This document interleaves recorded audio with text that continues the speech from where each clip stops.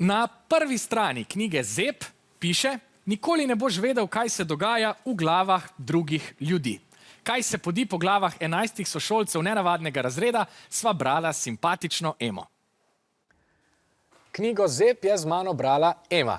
Naslovna zgodba te knjige, zgodba Zep oziroma Arjana, kot je sama želela, da jo kličejo, govori o zebri ali pač ne. Kako si ti razumela to zgodbo? Najprej sploh nisem pomislila na možnost, da Arjana lahko ne bi bila zebra, ker je bila na slikah prikazana kot zebra. Ampak potem, ko sem se bolj poglobila v knjigo, se mi je zdelo, da je lahko zebra samo prispodoba za nekoga, ki ne paše v razred. Ne, da je niso sprejeli, ampak sama ve, da ne paše tja.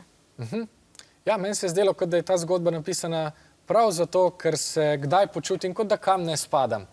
Morda lahko o tem vprašava kaj več tudi avtorja. Selimo se na Nizozemsko. Naravnost, od tam se nam oglaša Gideon Samson, avtor knjige. Hi Gideon, do you also sometimes have a feeling that you don't belong in this world? Zep, Ariana, is a bit of a misfit, and I think we all feel like that sometimes. The feeling you don't really fit in.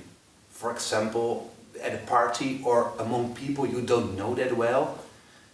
Ironically, I have this feeling sometimes among children's books writers. I know that I am one of them, but among colleagues, I sometimes feel a bit as an outsider. Thank you very much. Ema, imaš tudi ti kdaj tak občutek? Ne, ampak če bi ga pa imela, bi se pa vedno vrnila nazaj k ljudem, za katere vem, da me bodo sprejeli tako, kakor sem. Pametno. Jaz ga včasih imam, recimo na kakšnem rubikaškem tekmovanju, kjer se počutim kot popoln začetnik, bi se včasih najraje pogreznil v zemljo, ampak potem nekako najdem pot. V knjigi ima veliko zgodb odprte konce.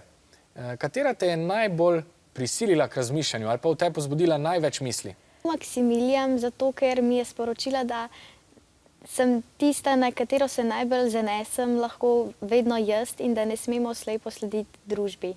Ja, zelo lepo si to povedala, se absolutno strinjam. Katera zgodba ti je bila pa v knjigi najbolj zabavna? Najbolj zabavna mi je bila tista zgodba, kjer je punčka imela za domačo žival gazelo in potem si je naslednje leto zaželela za domačo žival leva, zato ker ji gazela ni bila več všeč in je hotela, da jo lev poje. Noro, noro. V knjigi nas avtor v bistvu odpelje ali pa nam naslika nove svetove in nas prisili, da morda svojo perspektivo tudi zamenjamo ali pa se prevprašamo sami o sebi. Vse je prav in nič ni prav, vse in nič drži, kot pravi avtor knjige, morda pa je 2 + 2 tudi 10. Sprašujem vas naslednje. Eme se je dotaknil nauk ene od zgodb. Kateri? A. Sledi lahko le sama sebi. B. Drugi jo morajo sprejeti takšno, kot je. C. Iz vsake zagate lahko najde pot. Ali D. Držati se mora ljudi, ki jo sprejemajo. Čas se izteka. Zato ker je to rekla, da se ni najbolj dotaknil. No, v glavnem ne tako je, pač klikan A. Premislite in odgovorite. Osnovna šola Poljane je izbrala odgovor A, sledi lahko le sami sebi. Osnovna šola Lucija pa odgovor D, držati se mora ljudi, ki jo sprejemajo.